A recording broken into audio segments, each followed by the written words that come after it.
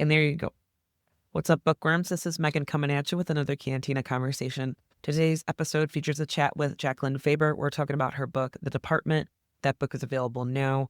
I really enjoyed talking to Jacqueline. I know I say that about all my guests, but our conversation flowed really well. And I loved learning about how her personal and professional experiences gave her ideas for this book and the characters and what she puts them through. But either way, here is Jacqueline Faber.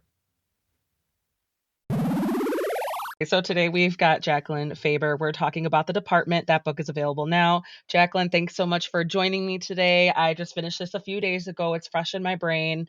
I didn't know what to expect, but it was definitely a page turner and it was dark and it made me think, which I love. It was a little edgy too. So that's like, I love the little, weren't afraid to go there. I'm excited to dig a little bit deeper today. Thank you. I'm super excited to be here. Thank you. So to get started, can you share like a summary of the book so that we'll try to be spoiler free too, so that people can follow along with the conversation? Sure.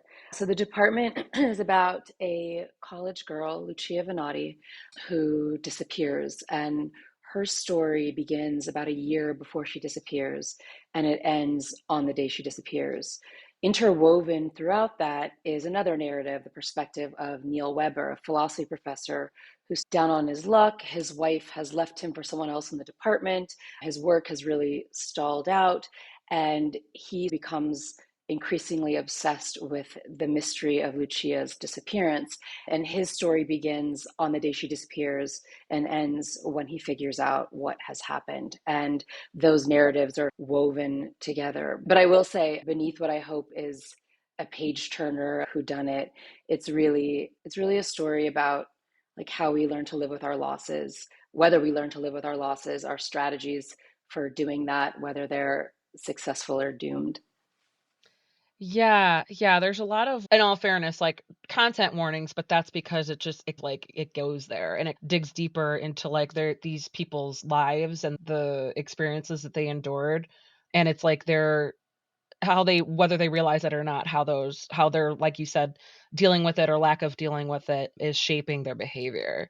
And ultimately leads to the both of the time because it's dual timeline, it leads to that the big story that where we meet them. Yeah.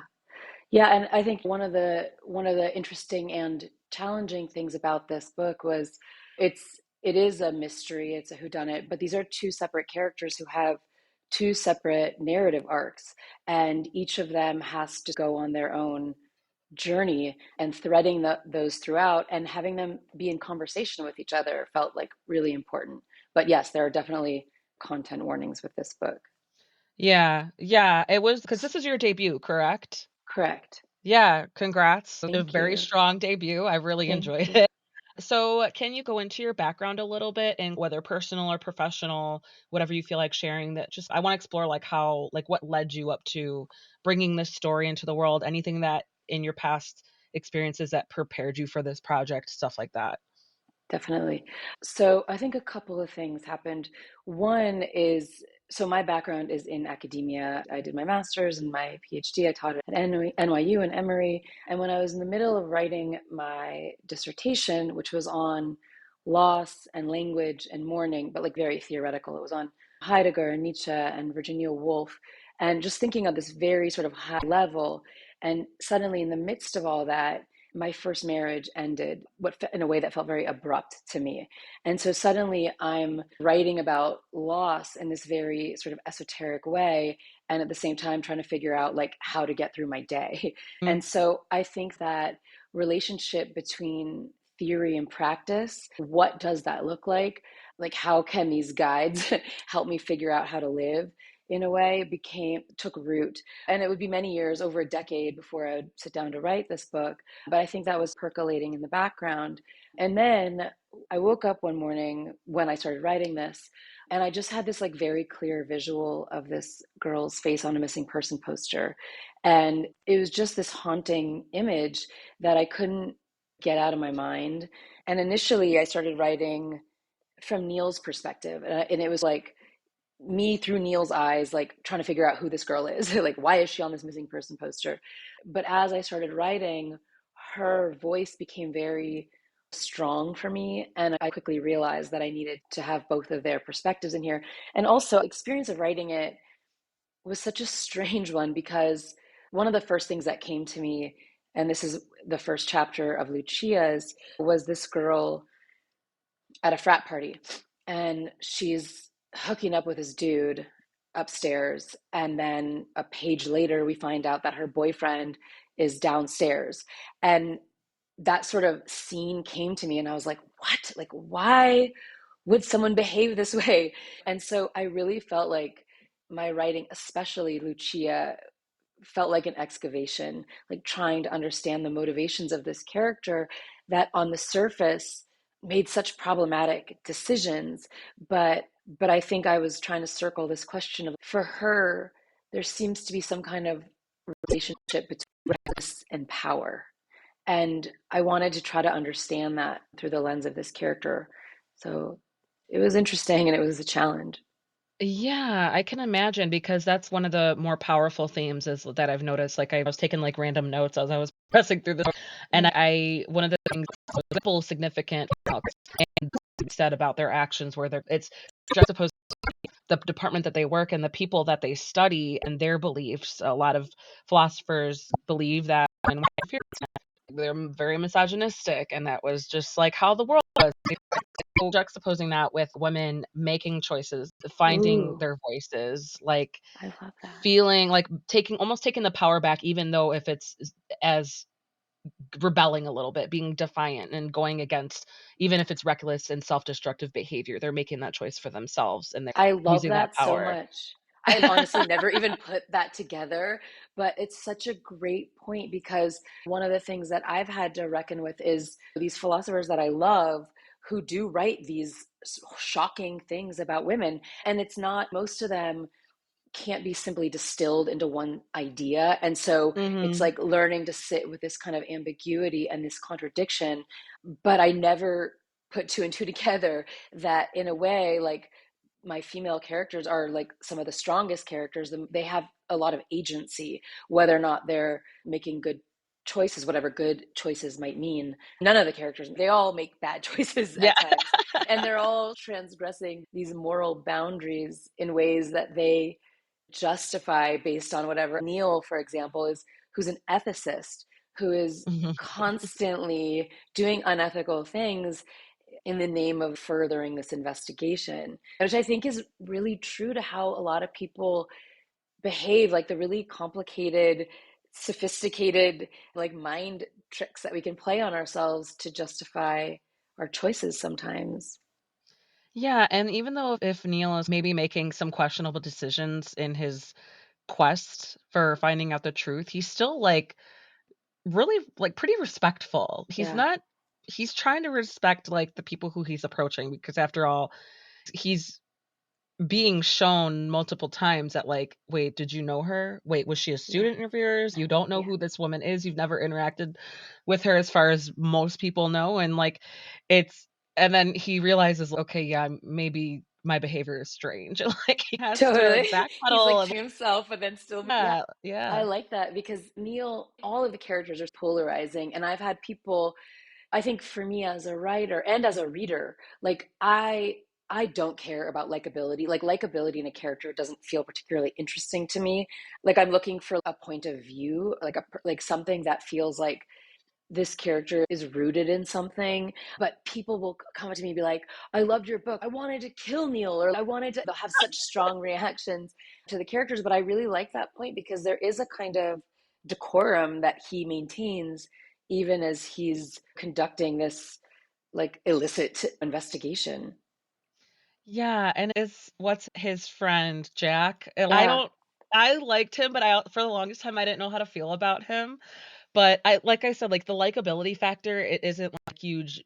It's gray for me. It's not a make or break yeah, for me. It's even though if I don't like a character, I love whatever their involvement is. I just it shakes things up. They're a yeah. wild card or they're just like it's like a love to hate. It's oh, I appreciate what they bring to the story and the part that they play, even though I'm like, oh my god, I wanted to like just shake them and because no, I didn't hate Neil. I didn't want to kill him. I was just like dude. I was like, what? Like, What are you because I feel doing? for him because it's like from the first time readers meet him, he is not he's not having a good time. His wife left him. His research is hoping to secure his tenure. His life's research has been compromised, and he's having a hard time like finding a purpose. And then that's what the missing Yeah, woman. And so it's just like I felt for him, and I feel like yeah, but that's what makes him like multidimensional is where he's down in the dumps. We meet him like arguably at his lowest.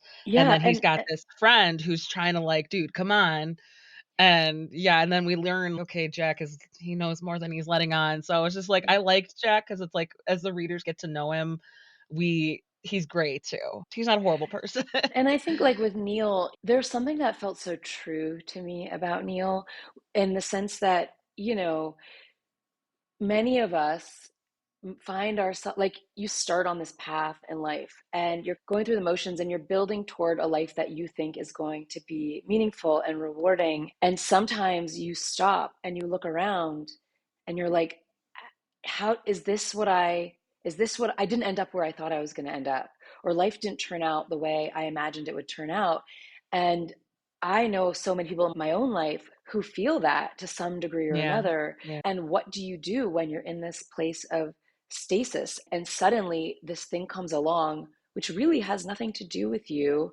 In some ways he harkens back to this one memory that might have linked him to Lucia, but really it's not about him, but he starts feeling relevant in a way. And I think that desire for relevancy is really ingrained in us and manifests in different points in our lives in really different ways. So I was interested in tracking that a little bit.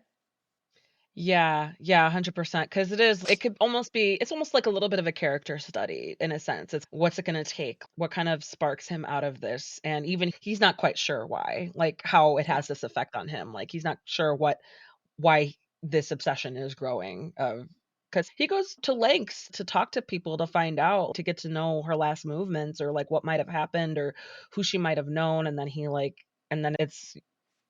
learns some things that he didn't expect to learn and then he finds out that he can't 100% trust like everyone and that's when like things get really interesting because it's oh wait a second because it's a college university and that's a very specialized community and it's like now we're realizing that it's a little bit smaller than maybe we think it is, and Yeah. it's just, wait a second, like, connecting the dots, and Yeah. it's And crazy. for me, it was like very important.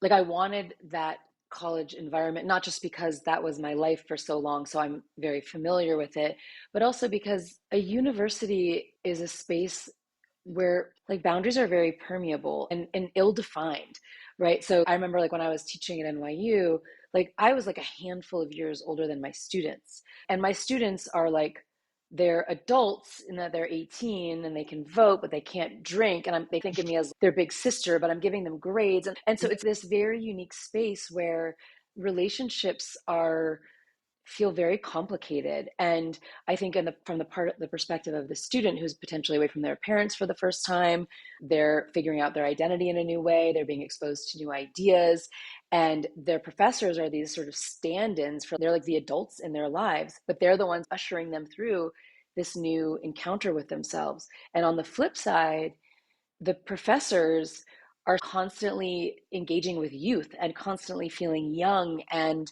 important. And it's just such a complicated, interesting psychological dynamic. I really wanted that to be the backdrop for this.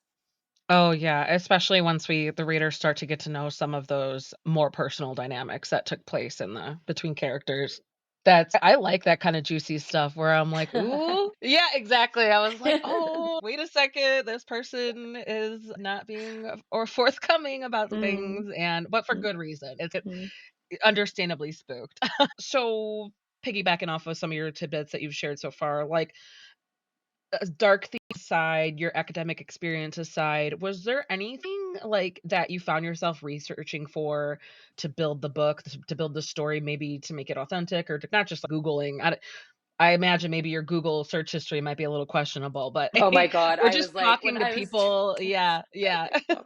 yeah, it's like sex clubs and Yeah. incels. And Yeah. yeah, I did. I had to do, I think there's a lot of sexuality in this book. And Lucia does frequent this sex club, and I really, to make sure I wasn't like kink shaming, or Yeah. like, I wanted to treat some of these spaces with a lot of respect and take them very seriously. But I did have to, there's in one scene, there's like this crucifix. It's like in the sex club, there's like crucifix on the wall. She's like, no one's on it. But I read about that online, like some sex club where like someone, like nobody really wanted to go to the crucifix. Like it's all the kink aside. They were like, maybe Yeah. draw the line here.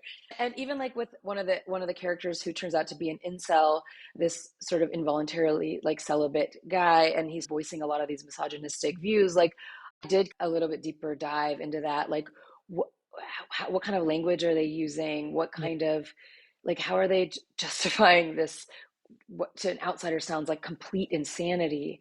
And even still, I really try to approach every single character in this book, even the most depraved. I really tried to approach them with something that like felt like empathy, like trying to Yeah. at least understand, like, how would you find yourself gravitating towards these beliefs? How would you find yourself making these decisions? Which is a really weird space to be in when your knee jerk reaction to something is like, this is horrific Yeah. and I can't condone this. And yet, plenty of people seem to be buying into these crazy ideas. Like, what led them down that path? So, even with small characters or bit parts, I really tried to bring that to it. But to be perfectly honest, I wrote my dissertation almost 15 years ago. And so in a way, some of the research I had to do was like into my own writing. I was like literally going back to my dissertation and rereading it, being like, like, I wonder what I meant there. It was such a surreal experience because I was Yeah. speaking such a different language back then. I mean, that language of academia, and it's, as I was saying before, it's so theoretical. And so even trying to understand, at the time I was so steeped in it, and I was speaking to an audience that was already steeped in it. And so now I feel like an outsider to that. And so really trying to engage with it, it was really interesting.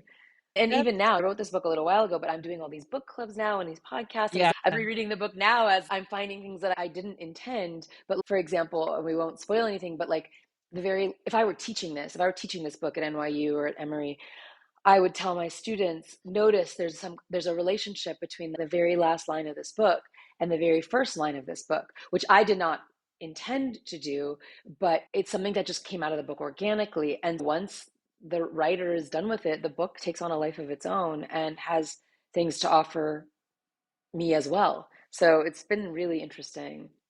I think that's yeah, it reminds me of looking at your old journals or diaries, and you're like looking at how much you've grown in your case, like academically, or even there's obviously like part of your personal passions or beliefs or what have you that were in your dissertation. So I think that was probably so cool and fascinating for you to be like, wait a second, wait, did I write Yeah. this? I did. Like just reflecting on it. What a fun activity for you. And what makes these you're making me think of right now, I remember, as I referenced this period of my life when my first marriage ended, and it was such a dark period for me. And I remember just being in this really bad place. But I remember having the presence of mind to think, write this down, because even when you come back to it years later, like you'll be able to recall it, but you won't be able to re-enter that space. There's Yeah. something about that where you're an outsider when you come back to it, something even that's so intimately yours. And I tell friends now, when they're going through difficult times or divorces or whatever, try to, as painful as it is, try to be present to this moment too, because you're not always going to have access to this moment. It's going to become more watered down or more smoothed over, and or just your relationship to it will change. Going back to your old work or your own old journals really is an interesting experience.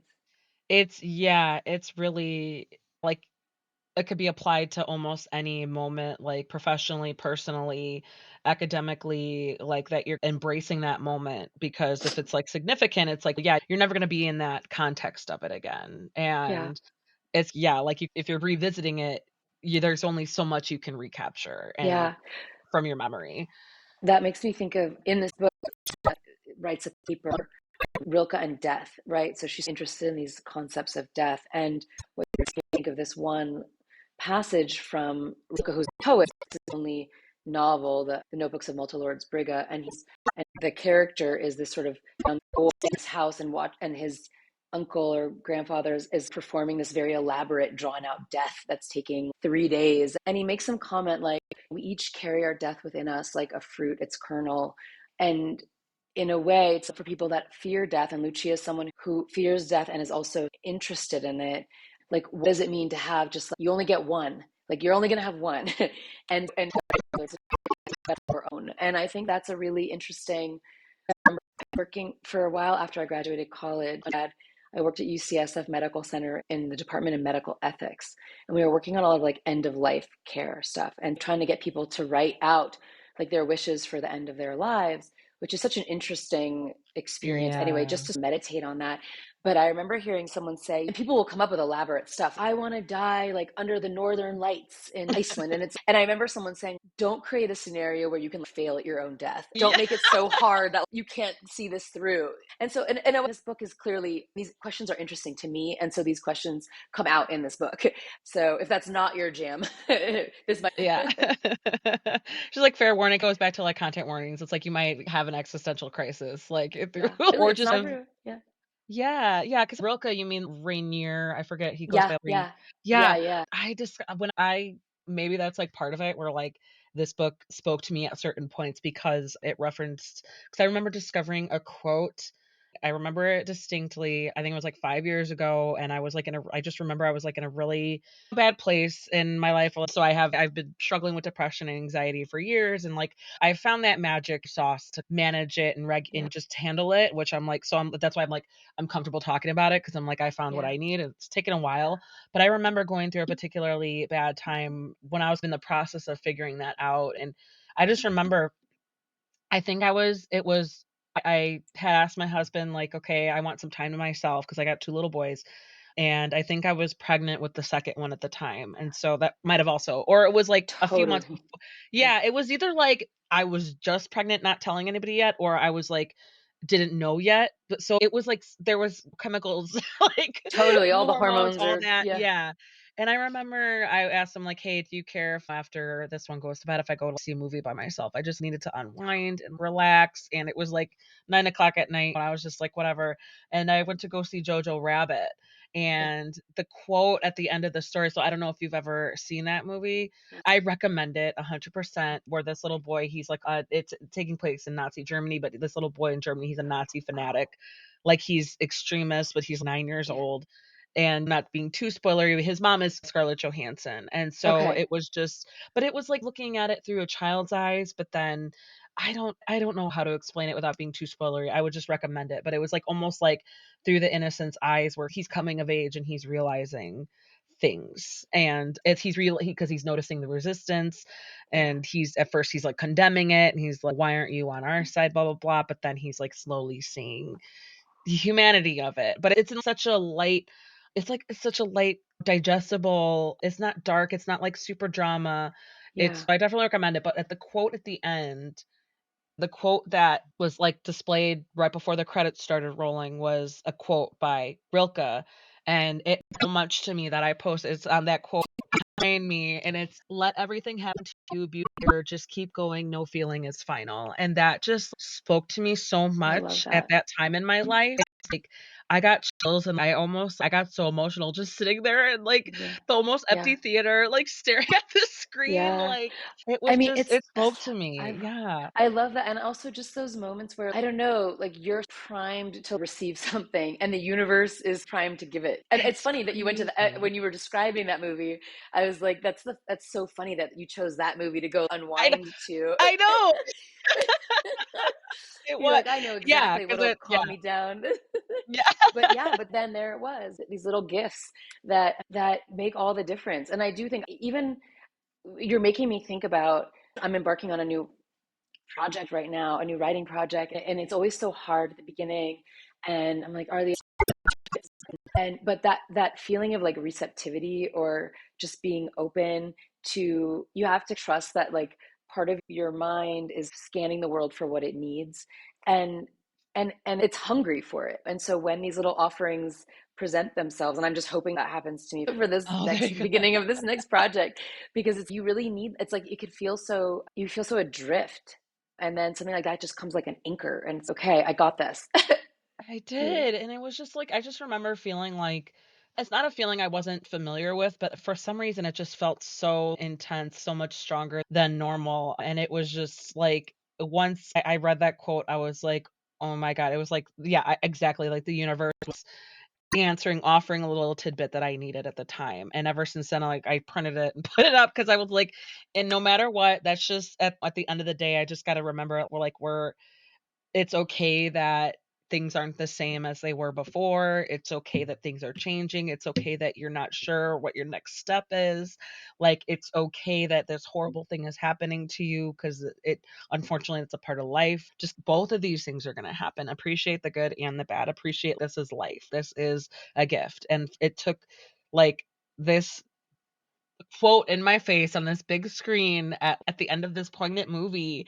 And like when my all like in my brain chemistry, I was just like, okay, like I'm changed now. Like, and Yeah. it was just, it Ooh, was I so love that. special. Yeah, That it gives was me the just so special chills. at the time. Yeah. And then so I definitely recommend watching that movie, I but it was will. Jojo Rabbit. Jojo Yeah. Rabbit, yes. Okay. And God, what was his name? Taika Waititi, I think. He directed it Yeah. and he I actually remember the plays. preview when you mentioned Scarlett Johansson. I remember seeing that preview, but I never Yeah. saw the movie. Yeah, I'll Yeah, check that out. Taika Waititi actually plays the little boy's manifestation of Hitler, so Oh my, it's also funny in that respect because yeah. he's just like it's like his imaginary friend, but how he imagined Hitler would be, but then it's through a child's eyes. Yeah. So it's but yeah, I and so when you falling down the line when you Lucia was like I think it was also Phaedra was like into Rilke, like that kind of just something clicked where I was Yeah. like, oh, I know I that was like, name. I okay, know that yeah. guy. Yeah. Yeah, so no, I definitely appreciated things like that, and especially where it's just using these real life people and their powerful like words and finding a way with how these characters might like interact with that, might use that to navigate themselves and Yeah. might use that like how that manifests in the story as the big picture. Yeah. And even a lot of figures do that. I'm trying to think about how to talk about it without spoilers, but even like Virginia Woolf comes into it where there's this passage where she has been molested by her stepbrother, and Lucia's thinking about this, and Virginia Woolf is talking about her body knew it was wrong even at that young age. She's as if it were an inheritance passed down through all these ancestresses, and so these figures are really woven throughout. They're not characters, but I feel like they do help propel the plot forward in certain ways. Oh yeah. Yeah, and it just adds that extra layer, like to not only like the murder mystery, but also like the characterization, character studies, and to the overall themes of like how do you want like what do you want the reader to pick up on it? What do you want the reader to feel or to pick to notice? To what connections do you want? It adds those layers to it for Yeah, sure. Is yeah. that another thing you're like, "Oh, I forgot." I think somebody asked me yesterday, what do you want readers to take away from this book? Yeah, And I'm like, it feels like I should have thought of an answer to that question already. But in a way, this is a novel. And so mostly I want readers to be entertained. I'm not trying to pontificate or teach or moralize or any of that. I have no interest in that at all. And at the end of the book, from the perspective of Neil, he's reflecting on this idea of bearing witness. Can we ever bear witness to one another? Like what can we ever offer another person? yeah, And he says, I don't have an answer. I don't know. He said, but in a way, it's enough to even have a question. And I feel like that's so true to like how I see the world. Like I am not good at moralizing, or there's a lot about trauma in here, about whether people share their traumas, their complicated strategies to avoid their past pain and trauma. But even still, I don't even want to make a claim. If you push it down, it will come out in these really messed up ways. I don't even want to go so far as to say that, because that also sure, puts yeah, a like burden on a survivor, or on it's but it is looking at like the choices we make, and when we try to assign language to these experiences, can language name it? Does language always fail? Like these, I can only pose these in the forms of questions. And so I guess what I would want my reader to experience is first a page turning book. I yeah. want them to be like really swept up in the mystery of This it. reader got that. I can't speak Okay, for all good. audiences, but Yeah, this reader got that. good. And then second, like that, like some of the questions linger with you enough till you pick up your next book. And you read book. It sounds like you read like a book a day. So your probably next book comes like the next day. But like most readers don't probably read another book the next day. So Sometimes I do maybe need, like, a break where I'm like but then I I don't want know because how when I you do do this it. stuff, I wanna make sure I don't know how you do I'm it. obsessive, and that's why taking notes helps because then it's like I can dump my thoughts and then move on, Yeah. but because I when I do this stuff, I try to make sure that I finish the book before I talk to you, Yeah. whether or not Yeah. it's before the book release date or afterward, but no, Yeah. yeah, exactly, you're absolutely right, where it's you want off readers to maybe sit with it for a little bit Yeah. and to yeah, to absorb, Yeah. reflect, Yeah. and hopefully if it's not too damaging to their psyche, 'cause Yeah. there's some dark shit in your book, and There is. And also, I think there's an onus on thriller writers and maybe all writers around this notion of a twist, right? Like books should have twists. And I don't believe that necessarily. I read plenty of books that don't have twists and they're gorgeous and I love them. But yeah. in the thriller genre, there is this feeling that you owe the reader a good twist. And sometimes it can feel, it'll be like, and you didn't know this, but like she had a twin sister or some kind of like Yeah. out of the, and so this fidelity to the work where it feels like the twist has to be organic and it has to feel satisfying. But I think with this book, like I wanted there to be a twist around what happened to Lucia, but then like another twist about Neil's life. So I wanted it to feel very layered in ways where it's like, what is this book is not just one mystery. There are a couple of different things that are happening here, and hopefully it keeps delivering until the last page. Yeah, yeah, it did. So what? Because I understand the notion of trying to, like, throw the reader off, like, you're feeding them a lot of suspicious details and a lot of suspicious characters where, "Wait, how does this person play into it? Wait, what happened to this person?" And it's like, "Why did this happen?" I did write a romance after I wrote this, I was like, am I ever going to be able to write a book again? And so I like spit out these two books, which I have no idea what I will end up doing with them. But one of them was this romance. And initially I wasn't really much of a romance reader. Somebody had sent me a romance and I was like, I don't really read this. And then finally I read it and I was like tearing through it. And so then I just started like consuming romances because especially with romance, even more so with romance, like where really it's tropey and you have to hit these points and your readers know it. They can feel it in their gut if you're like missing these marks. And I wrote this romance and it was such a fun book to write. It was, first of all, the ending, you're like, I know everyone's gonna end up happy. Like this is gonna be a good ending, which is such a nice change. Yeah. But there, and I've heard authors talk about once you get like siloed, it can be hard to write in a different genre, which I'm like, why? I don't know any reader who's only I will only read X. Most people can read across genres, but I hope that I end up doing something with it because it's so satisfying to explore human relationships in all their different forms. And sexually is like a really big part of the way we interact with each other. And that's no, you're not romance sells for a reason. Yeah. Women eat that shit up. I eat that shit up. Yeah. And I think women like are responsible for some 80% of publishing sales. It's like there's a Totally. reason why, Yeah. and the reason why that you find joy out of that. Because even Yeah. if you're following a formula, you're like, no, this is Yeah. refreshing. I get to be fun and cute, and I know how it's Yeah. gonna end up, and the reader knows how it's gonna end up. Yeah. And it's like there's a reason why Yeah. we could keep going back to that. You're making me think about, I used to teach this like writing class to adults, actually, many of whom are like, I'm not a writer, I'm not a writer. And so I would come in with these like constraints, I would call them. There would be like cards face down on the table and they had to like pick a couple. One was like a setting card. One was like an opening line, really there's like a full opening line. And they would pick a couple of things. And then in class, I'd be like, okay, you have 25 minutes, go. And Yeah. I swear to God, like the best shit came out of this. And they were like, I'm not a writer. I don't know how I wrote this. And I always think about writing with constraint sometimes produces the creative, unexpected. It's like your mind is free to play with the safety of feeling like there are these guardrails. And I don't know, I like the tropes and the happy ending and all that stuff. Like it allowed me to experiment in ways that felt really exciting. So It gives you, like, a guideline to where you're not gonna veer off into stuff that might not fit. Like, I that totally makes sense, and that's really cool that you were like, "Oh, wait a second." It was like an unexpected but yeah, pleasant surprise that you were yeah, like, "Oh." And it sounds like everybody else enjoyed the activity as well. yeah, yeah. That's so fun. Excellent. So just a few more questions. Yes. I always ask authors this because I love the answers. And you've also talked about this at the beginning of the conversation. What were the most challenging parts to write? What were the most enjoyable parts to write? I think they're in a way they're like the same.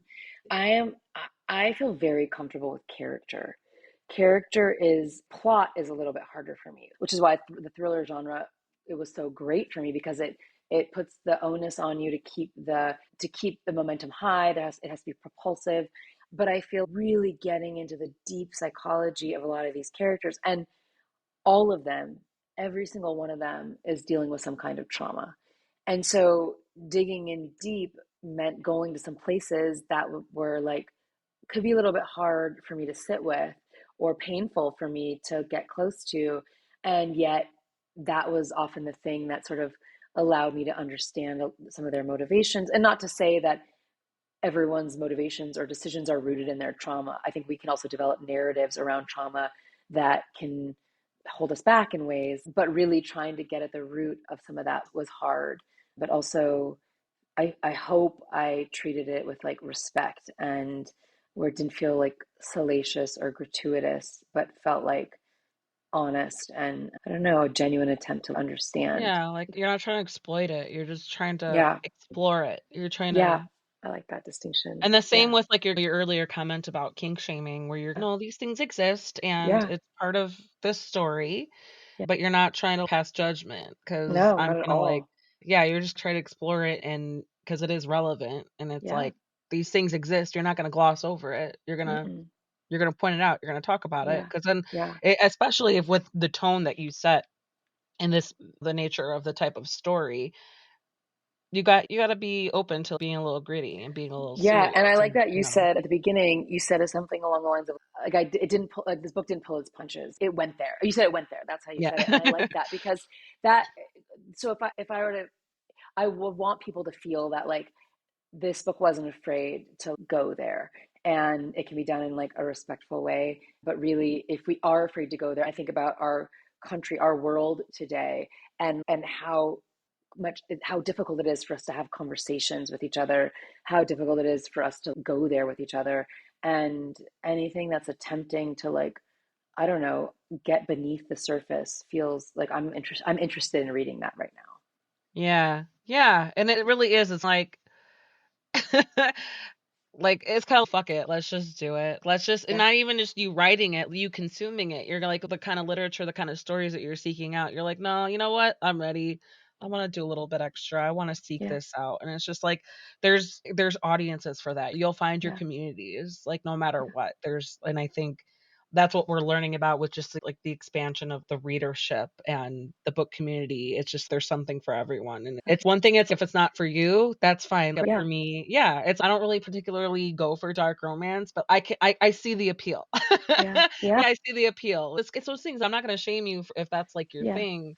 It's just that's not for me, but you have your community, and Yeah, that's and great. actually, It's on great. that note, I think one of the best pieces of advice that I've gotten as I was approaching my debut were from other authors saying, your only job is to find your readers. No book is for everyone. Like Yeah. finding your community, finding the people that, and I'm in a book club, and we've never come in, all of us being like, I love this book. People will be like, I loved it, I hated it. And that feels right. That's how we respond to things differently. And I'm just looking for the people that are into this kind of Yeah. thinking and 'Cause writing. yeah, readers are yeah, they have opinions, and Yeah. some of them are very strong, and Yeah.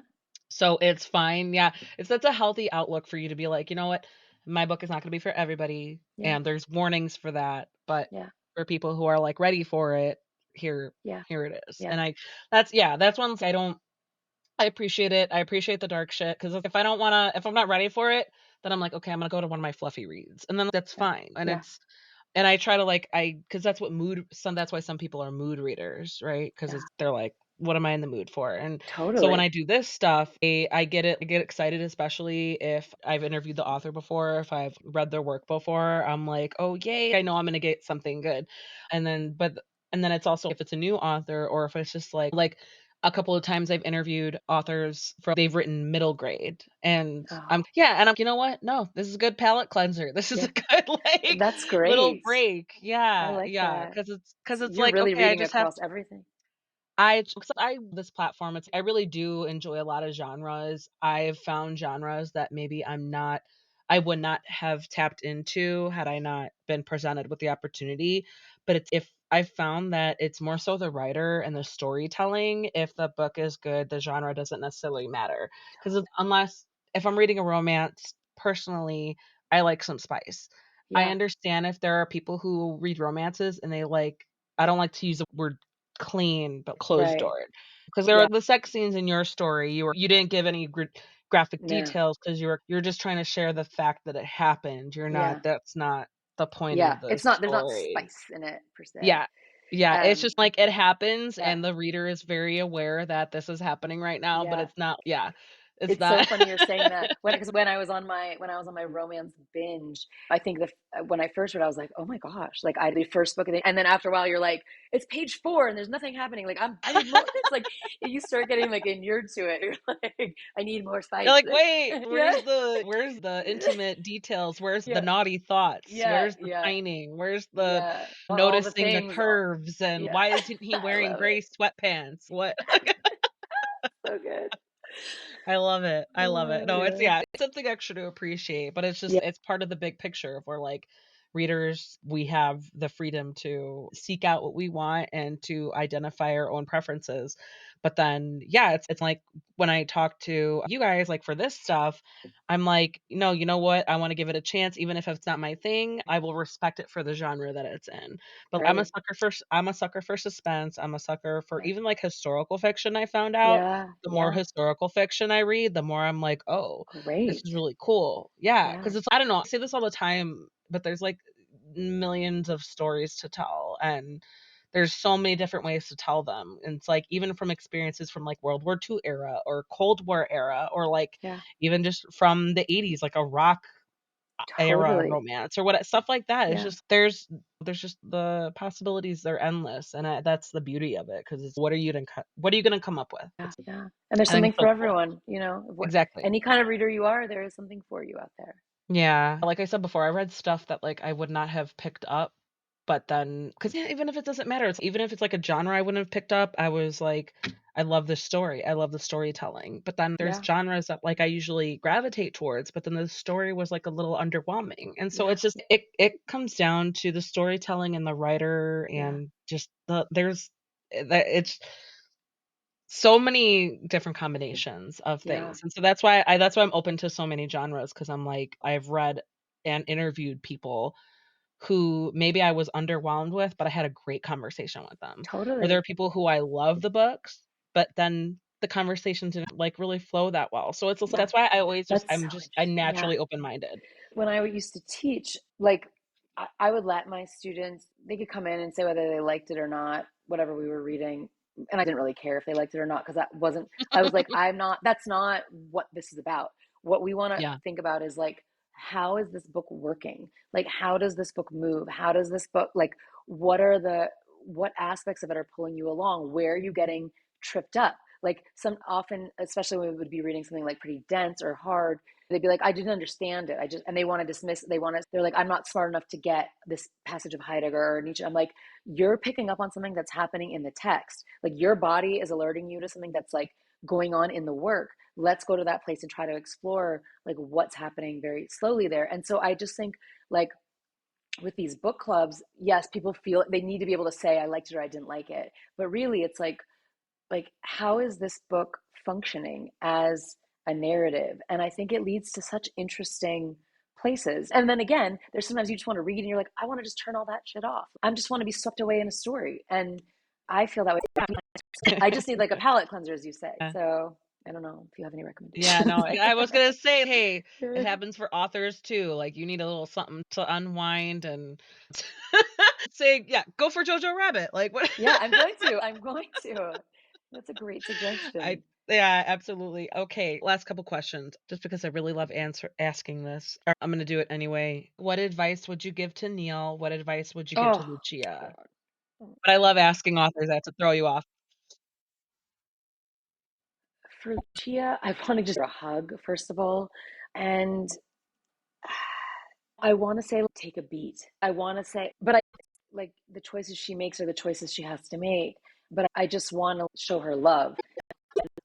With Neil, I guess what I would want to do with Neil is to, in some way, get him to step away from the narrative that he has told himself about what his life has become. Hmm. That this feeling of being a failure is a feeling that we all have at some point in our lives. And the things you thought you wanted didn't turn out the way you imagined. And life is opening up new paths for you. And be open to those. Like your Rilke thing, let's allow yourself to be open to the universe and it will show you a different path. And not to say that the other path is necessarily better or worse, but it's like often we can feel very stuck.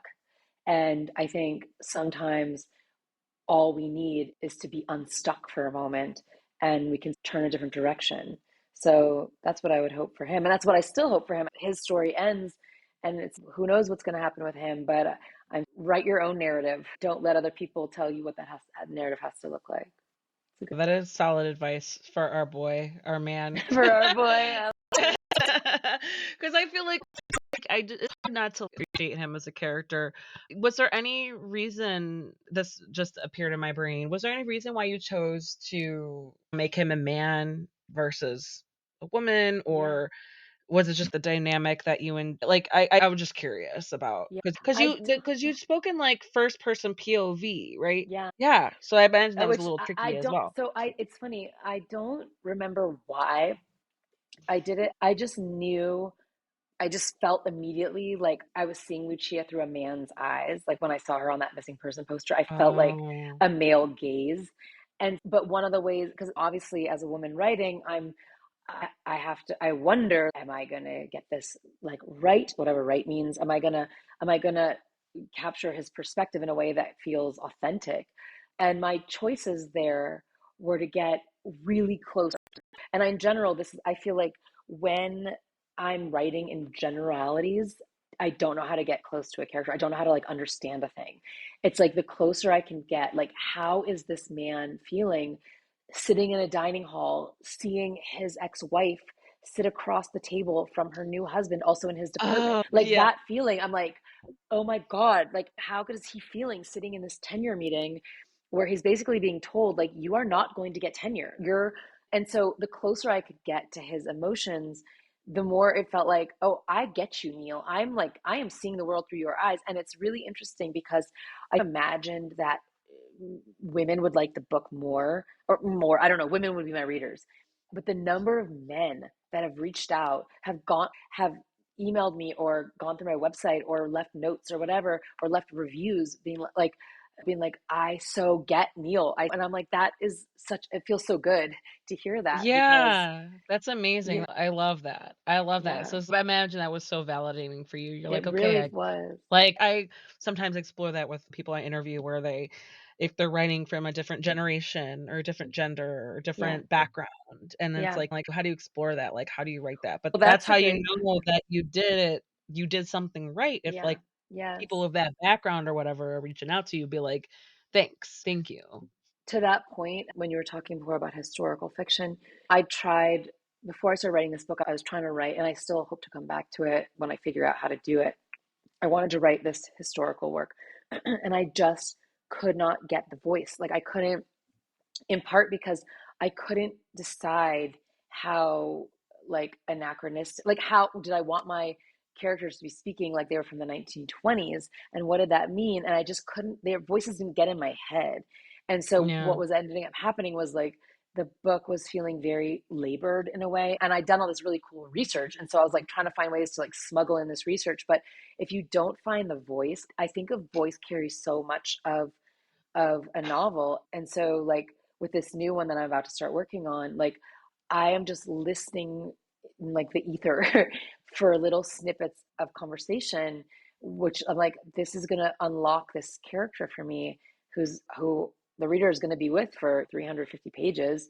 So I think it's always a challenge, but in the end, I feel happy with how Neil turned out. Yeah. Yeah, you should. Like, He's a strong character, he's a yeah, solid guy, but even if people are like, "Oh, I kill him," that means that he's yeah, still a strong character. yeah. Totally. It's You made driving you readers feel crazy. things. Yeah, yeah, Yeah. yeah. Totally. You're like, "What else did you wanna do to Yeah, him?" Like, yeah, what? totally. Do you want to take him to the Dionysus? Because I for know, real. gosh. Oh my god. That's hilarious. Okay, so Jacqueline Faber, what are you working on? You touched on this. Yeah. What can you talk about that won't get you in trouble? So I'm trying. So I mentioned I'd written a romance, and then I wrote something else, which is straddles the line between like suspense and family drama. But I feel like it's not anchored enough in either camp. And so it's like the opening is like making all these promises that maybe the end is not fully satisfying. So I'm trying to decide whether I'm gonna go back and make edits on that or let that sit for a little bit and work on this other project, which is much more squarely in the thriller realm. And it's like a closed circle group of friends and trying to figure out what exactly happened after this one man disappears. So really into disappearances apparently. Yeah. Yeah, If it ain't broke, don't fix it. Like, yeah, but you could explore different ways to yeah. handle that trope. So, Jacqueline Faber, where can we find you online and on social media? So I mostly just use Instagram and it's at Jax Faber, Jax Faber, Faber. And then you can always check my website. I try to keep it updated. So that's a great place to find me too. Perfect. So, Jacqueline Faber, The Department, that book is available now. I recommend it for people liking and enjoying suspense, that psychological, is coming to mess with you, make you think a little bit, dual timeline, dual POV, all that good stuff. Very good storytelling. I recommend it. I really enjoyed it. And yeah, and if and when you release another title, another project, all that good stuff, feel free to come back again. I'd love to chat. I would love that. Thank you so much, Megan. And there you go. That was Jacqueline Faber talking about her book, The Department. That book is available now. Check out the show notes where you can find links where you can purchase the book or follow her online and on social media. Rate, review, subscribe. Find Cantina Book Club as well while you're perusing social media. If you need book recommendations, check out cantinabookclub.com, whatever genre you're into. And as always, thank you guys so much for listening.